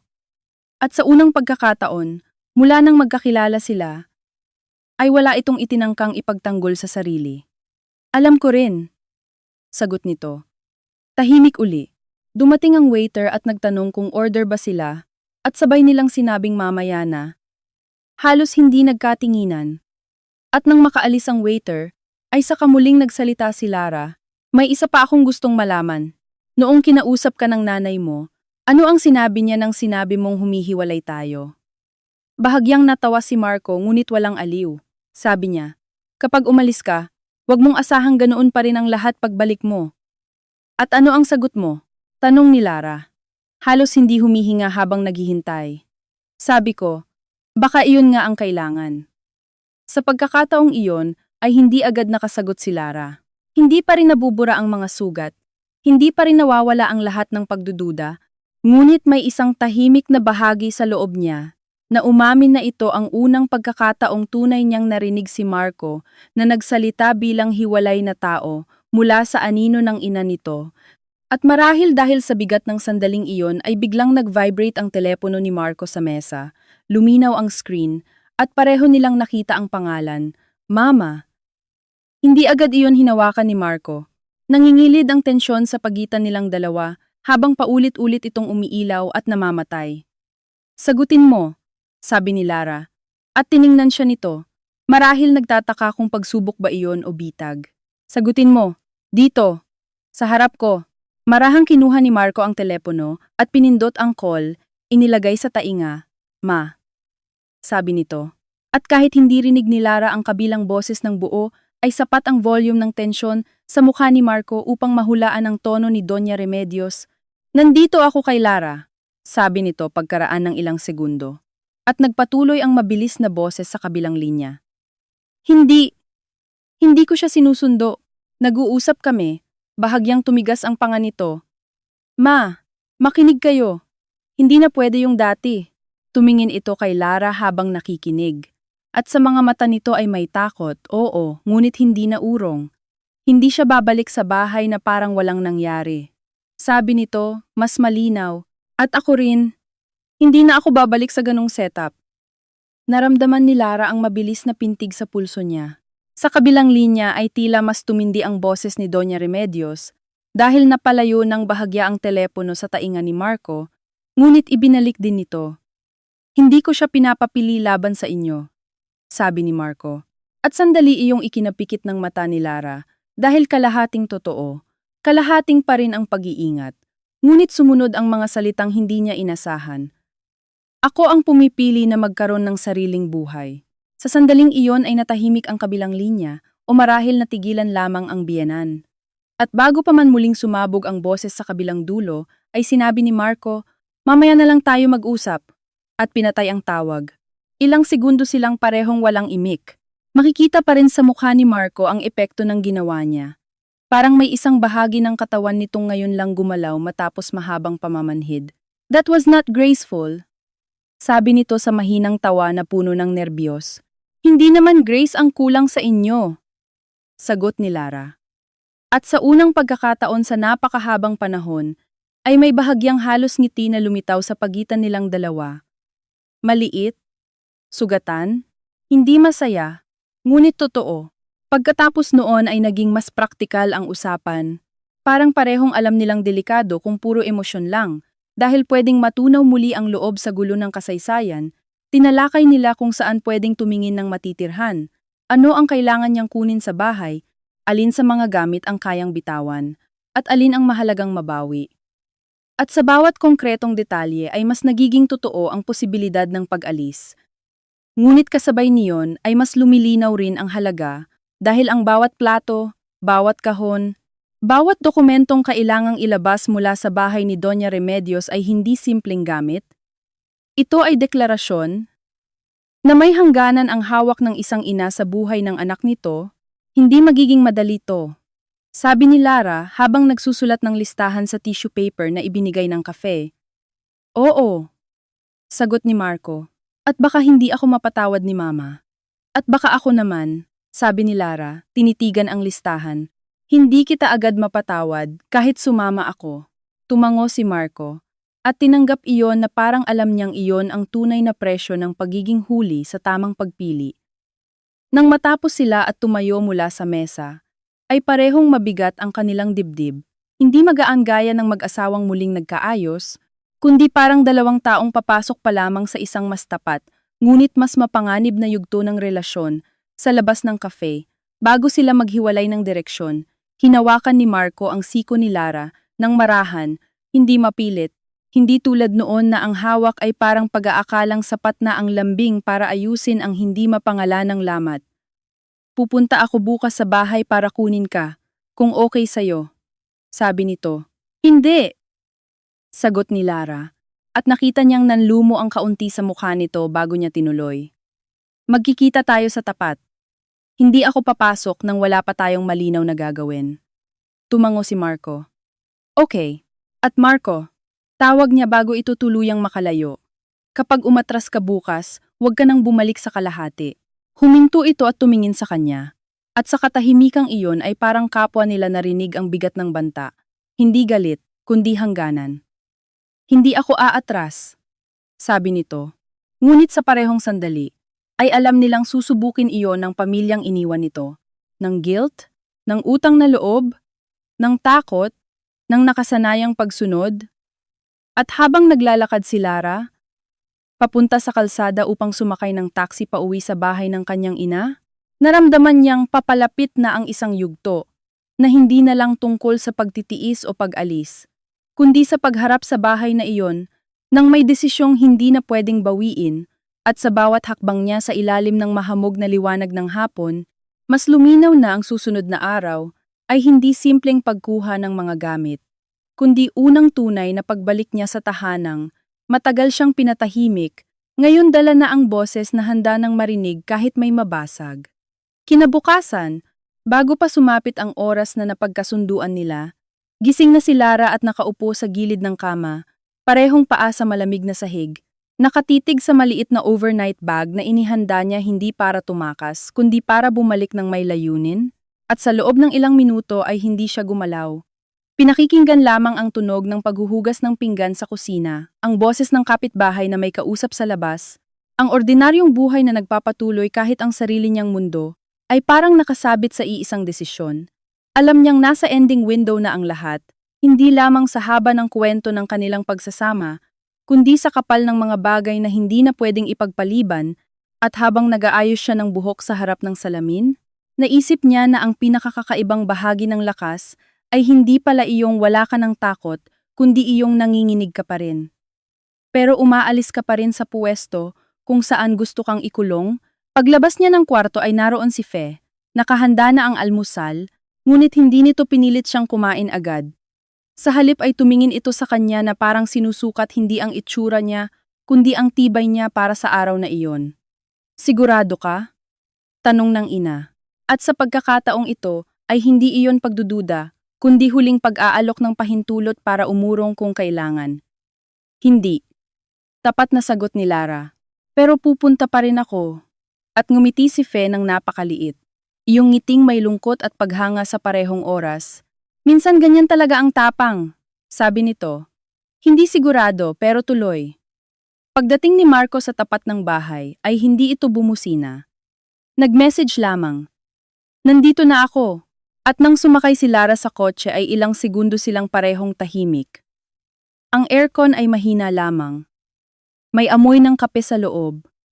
At napansin niyang mas maigsi ang buhok ni Marco. Marahil bagong gupit, o baka hindi niya lang napansin noon, sa dami ng galit at sakit sa pagitan nila. Okay ka lang? Tanong nito habang umaandar sila. Hindi, sagot niya. Saka tumingin sa bintana. Ikaw? Hindi rin, sabi nito, at sa maikling katapatan na iyon ay may kung anong mas totoo kaysa sa lahat ng dati nilang maingat na usapan. Pagdating nila sa tapat ng malaking bahay ay hindi agad bumaba si Lara. Nandoon pa rin ang parehong puting gate, ang parehong maayos na hardin, ang parehong fasad na nagsasabing disenteng pamilya, matagumpay, presentable, at ngayon ay mas lalo niyang naramdaman kung gaano kadaling itago ng magandang pader ang tahimik na kalupitan sa loob. Ako ang mauuna. Sabi ni Marco, susunod ka lang kapag nasa sala na ako. Tumango si Lara. At nang makita niyang bumukas ang pinto sa tulong ni Nena at pumasok si Marco, saka lamang siya huminga ng malalim at sumunod. Naroon agad sa sala si Doña Remedios, nakaupo ng tuwid sa single chair, na para bang matagal na siyang naghihintay at tumangging ipakita na inabangan niya ang eksaktong oras ng pagdating nila. Nakaayos ang buhok, perpekto ang lipstick, at kahit wala siyang hawak na kahit ano ay parang may hawak pa rin siyang buong bahay. So, tinuloy mo talaga, sabi nito kay Marco. Hindi agad tumingin kay Lara. Oo, ma, sagot ni Marco. Nakatayo, hindi umuupo, hindi rin lumalapit sa ina, at napansin agad iyon ni Lara dahil dati ay automatiko itong lumalapit, yumuyuko, nagpapalambot. Ngayon ay may distansyang bago pa lamang at halatang hindi komportable, Nandito kami para kunin ang mga gamit ni Lara. Dagdag nito. Saka tumingin sa ina ng diretsyo. At ilang personal documents. Doon lamang tumingin si Doña Remedios kay Lara. Mabagal. Mula ulo hanggang paa, ang tinging sanay manghusga nang hindi nagtataas ng boses. Ang bilis mo namang magdesisyon, Hija, sabi nito. Akala ko ba kailangan mo lang huminga? Mukhang may script ka na agad. Hindi po bilis yan. Sagot ni Lara. Matagal na po akong hinihinga ng hangin dito. Bahagyang kumibot ang sulok ng labi ni Doña Remedios. Hindi ngiti, higit na parang pangunawa sa uri ng laban na dadalhin sa kanya. Marco, sabi nito. Hindi inaalis ang tingin kay Lara. Pinagmumukha kang kalaban nitong asawa mo sa sarili mong bahay. Ma, sabi ni Marco, at ngayon ay mas buo ang boses. Hindi po siya ang gumagawa niyan. Katahimikan. Maliit lamang ang pangungusap. Ngunit halatang hindi sanay ang bahay sa ganoong tugon mula sa anak. Mula sa hagdan ay bumaba si Camille, suot ang puting blouse at slacks na para bang may pupuntahang meeting, ngunit kitang-kita sa mata ang kuryosidad at pagkainis. Talaga kuya? Singit nito. So lahat kami mali ngayon. Hindi ko sinabing lahat, sagot ni Marco. Pero may mali. At hindi na ako magpapanggap na wala. Habang nangyayari iyon, ay ramdam ni Lara ang pintig sa leeg at pulso niya. Hindi dahil gusto niyang umatake, kundi dahil alam niyang bawat segundo rito ay mahalaga. Ang isang maling patol, isang maling tono, pwedeng gamitin laban sa kanya bilang patunay na siya nga ang magulo, kaya dahan-dahan niyang pinanatili ang balikat na tuwid at ang mga palad na hindi magkuyom. Pwede na po ba akong dumiretso sa taas? Tanong niya. Diretsyong nakatingin kay Doña Remedios. Hindi naman po kailangang patagalin pa. Go ahead, sabi ng biyenan. Wala naman kaming tinatago sa'yo. Napakahinang tawa, ang halos lumabas kay Lara sa kapal ng ironiya. Ngunit pinigil niya iyon at tumuloy sa hagdan.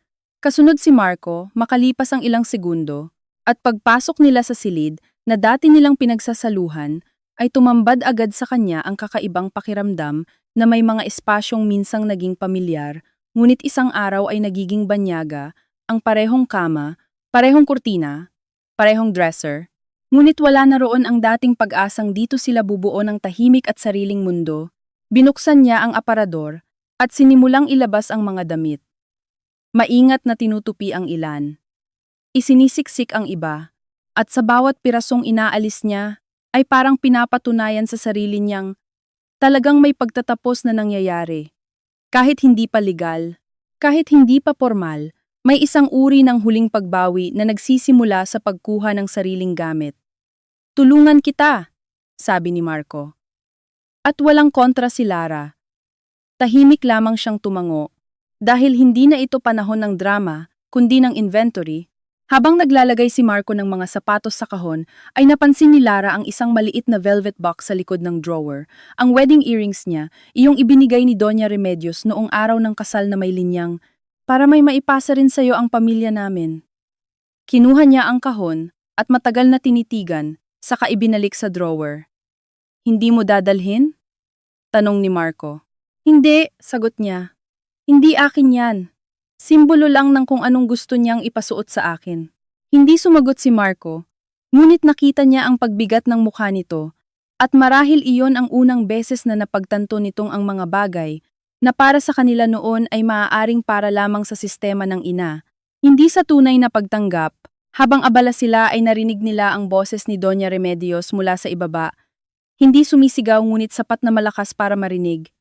Nena, siguraduhin mong walang mawawalang gamit sa bahay. Napatigil si Lara. Marahan niyang ibinaba ang hawak na toiletry pouch at napapikit ng sandali. Narinig mo? Tanong niya kay Marco nang hindi tumitingin. Oo, sagot nito. At, napayuko si Marco.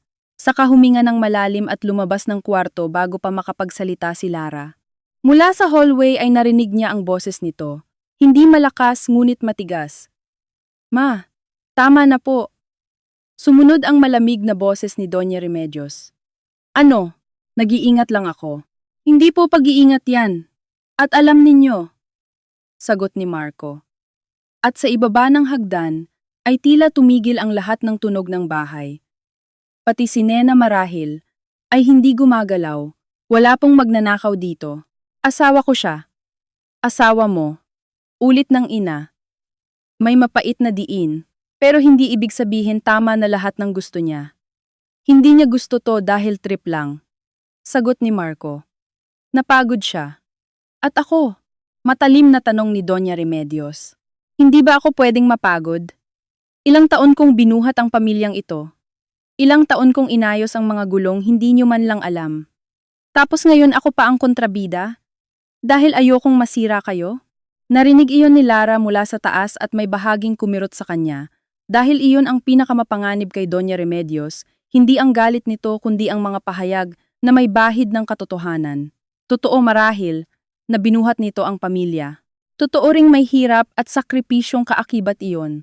Ngunit ang problema, ginamit nito ang lahat ng inialay niya bilang lisensya para manatiling sentro, manatiling tama, manatiling may karapatang manghimasok sa buhay ng iba, at sa loob ng ilang segundo ay naunawaan ni Lara na ito ang dahilan kung bakit naging ganito kahirap ang lahat.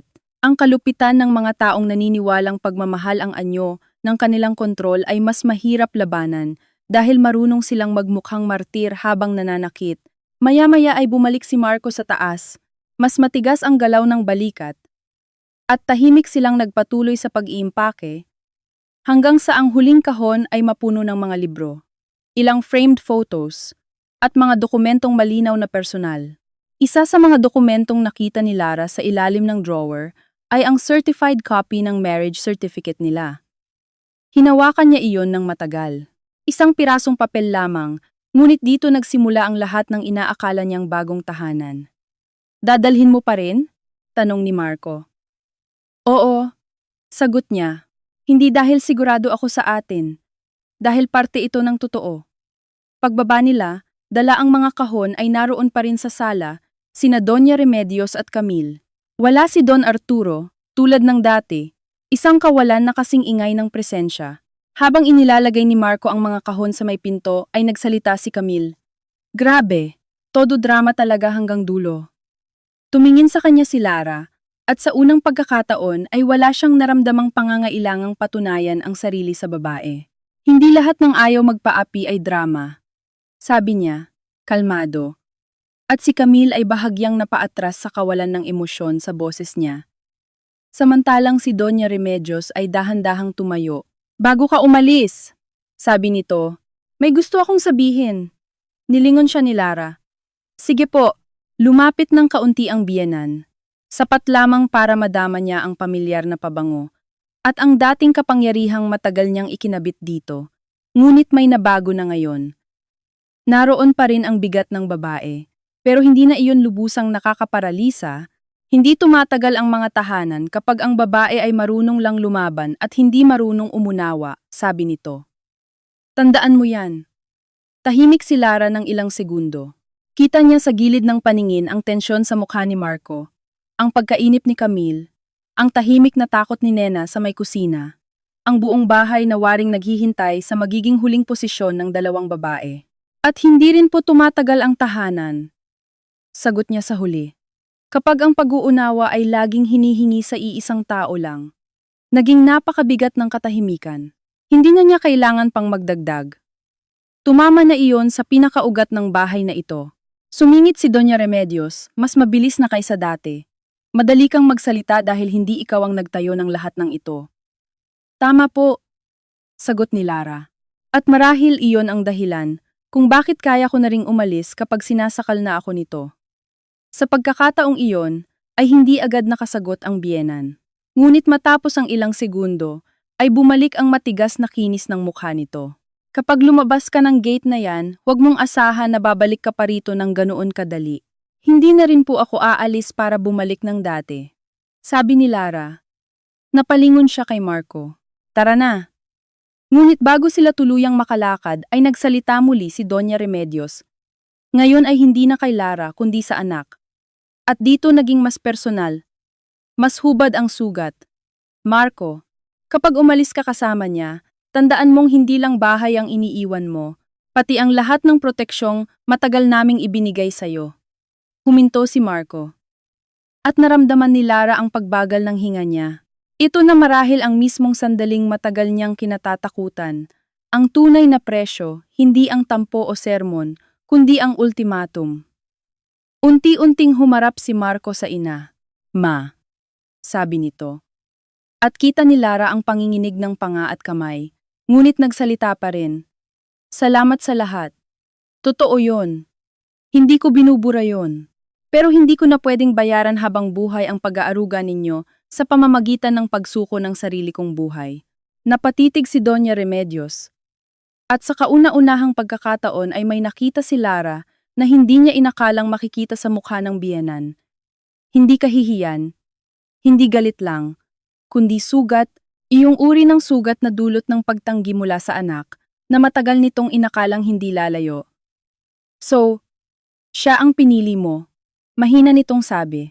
At dito, sa mismong pangungusap na iyon, na para bang ang lahat ay kailangang gawing paligsahan sa pagitan ng dalawang babae, tuluyang naunawaan ni Lara ang huling bagay na kailangan niyang pakawalan. Ang pag-asang minsan ay makikita siya ni Doña Remedios hindi bilang kaagaw kundi bilang hiwalay na tao. Hindi mangyayari iyon. Hindi sa bahay na ito. Hindi sa lalim ng pagkakakabit ng babae sa sarili niyang papel bilang sentro. Hindi po! Sagot ni Marco. Pagod na pagod ang boses ngunit buo. Sarili ko ang pinipili ko. At kasama ko ang asawa ko sa buhay na yon.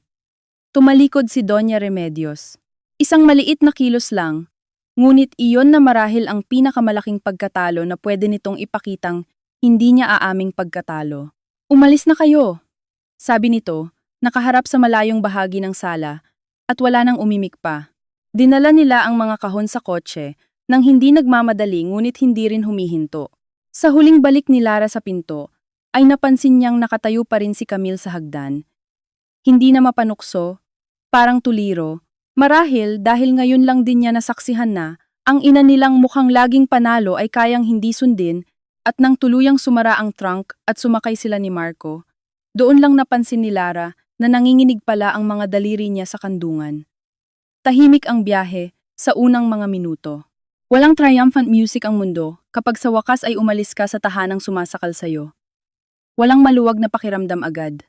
Ang meron ay pagod, sakit, lungkot, at isang kakaibang gaan na may halong takot dahil totoo na ang pinili mong daan. Saan tayo? Tanong niya sa wakas. May nahanap akong furnished na maliit na kondo sa scout area, sagot ni Marco. Short lease muna. Hanggang makapag-isip tayo ng maayos. Tumingin siya rito. Ang salitang tayo ay nandoon pa rin, ngunit hindi na kasing dali ng dati. Marco, sabi niya. At napahigpit ang kapit nito sa manibela. Wari handa sa anumang parusa. Sumama ako ngayon hindi dahil okay na lahat. Alam ko, sagot nito agad. At maaaring sa bagong bahay, mas luminaw lang din sa akin na pagod na talaga ako sa atin. Alam ko rin, sabi nito. At ang lungkot sa boses nito ay hindi depensa, pagtanggap iyon. Pero gusto ko pa ring subukan. Kahit hindi mo mapangako ang pareho, tumingin siya sa labas. Dumaraan ang lungsod na parehong gulo at ordinaryo. May mga taong tumatawid. May delivery rider. May batang may hawak na lobo. May babaeng nakapayong sa gilid ng kalsada. Lahat nagpapatuloy. Hindi ko maipapangako, sabi niya. Pero hindi na rin ako magsisinungaling sa sarili ko. Nang makarating sila sa kondo ay maliit nga iyon, masikip kumpara sa maluwang na bahay na iniwan nila. Isang kwarto, maliit na sala, simpleng kusina, puting pader na walang kasaysayan, walang chandelier, walang family portraits, walang yabang ng angkan. Ibinaba nila ang mga kahon isa-isa, at sa bawat lagapak ng karton sa sahig, ay parang may bahagi ng lumang buhay na humihiwalay sa katawan nila. Pagkalapag ng huling kahon ay naupo si Lara sa sahig, sumandal sa dingding, at pinanood si Marco na nakatayo sa gitna ng halos walang laman na sala. Parang hindi alam kung dapat bang matawa, umiyak, o magsimulang mag-ayos agad. Tahimik, sabi nito. Oo, sagot ni Lara. Tahimik nga, ngunit hindi iyong klase ng katahimikang puno ng bantay. Ito iyong katahimikang walang kasamang nanunukat na mata. Gayunpaman, hindi rin ito kapayapaan. Hindi pa, dahil sa pagitan nila ay naroon pa rin ang lahat ng naipong lamat. At sa kabila ng pader ng bagong tirahan, ay may isang pamilyang iniwan na hindi basta mawawala sa dugo. Sa alaala, sa utang na loob, sa galit, maya-maya ay nag-vibrate ang telepono ni Marco sa mesa. Hindi niya hinawakan. Tumingin lamang siya rito at saka pinatay ang screen. Naupo siya sa tapat ni Lara sa sahig. Walang humawak sa kamay. Walang niyakap ang isa't isa. Pagod na masyado ang araw para sa madaling lambing. Pasensya na, sabi nito sa wakas, mababa ang boses. Matagal bago sumagot si Lara, dahil may mga salitang kapag huli dumarating ay hindi nagamot, pero maaari pa ring maging simula ng pag-amin. Narinig ko, sabi niya. Hindi pa kita napapatawad, pero narinig ko. Tumango si Marco, at ang pagtangong iyon ay tila pagtanggap na ito lamang muna ang kaya niyang makuha. Sa liwanag ng hapon na pumapasok sa manipis na kurtina ng kondo, magkatapat silang nakaupo sa sahig, napapalibutan ng mga kahon, ng mga dokumento, ng mga damit, ng mga gamit na nailigtas mula sa bahay, na matagal naging larangan ng digmaan, at sa sandaling iyon ay malinaw na walang malinis na panalo. Nailabas ni Lara ang sarili niya, ngunit bitbit pa rin ang sugat. Nailayo siya ni Marco sa poder ng ina nito, ngunit nabitak ang pinakamatandang hibla ng kanilang pamilya. Natalo si Doña Remedios sa pagsunod ng anak ngunit hindi sa impluwensyang tiyak na babalik sa mga susunod na araw, at ang bagong tahanang ito, na dapat sana'y sagot, ay nagsimula hindi sa pagdiriwang kundi sa tahimik at mabigat na katotohanan na ang kalayaan ay minsang dumarating na may kasamang pagdadalamhati at habang unti-unting humahaba ang anino sa sahig at walang sino man sa kanilang dalawa ang nagmamadaling tumayo. Naisip ni Lara na marahil ito ang pinakatotoong simula at pinakamasakit na wakas sa parehong oras. Hindi ang pagkapanalo laban sa biyenan. Hindi ang tuluyang pagkawasak ng asawa, kundi ang pagpili sa sariling huwag ng mabura, kahit ang kabayaran ay isang tahanang nabuo sa wakas mula sa pag-alis. At isang pag-ibig na ngayon pa lamang malalaman kung may natitira pa bang kayang mabuhay sa labas ng anino ng isang ina.